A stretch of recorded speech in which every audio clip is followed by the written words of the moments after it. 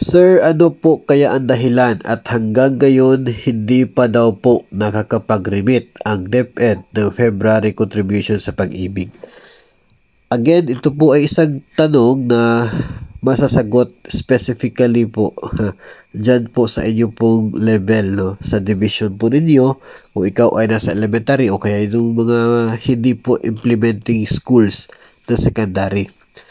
Kasi yung pag-remit po doon sa GSIS, PhilHealth, Pag-ibig, mga bangko, hindi po yun ginagawa ni DepEd Central Office. Doon naka-download po yung pera, yung budget, doon po sa iba't ibang division offices. So yung mga division offices po ninyo, at yung mga implementing schools, sila po yung nagpa-process ng remittances. No, sila po yung nagsasubmit yan, papunta doon sa mga agencies. So sila po talaga yung makakasagot kung bakit hindi pa sila nakapag-remit as of now.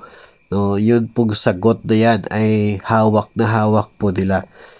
Depende po, may mga division offices po na siguradong matagal na nakapag-remit ng February sa lahat ng mga agencies. Nagkataon siguro na dyan sa inyo ay hindi pa nakapag-remit sa pag-ibig.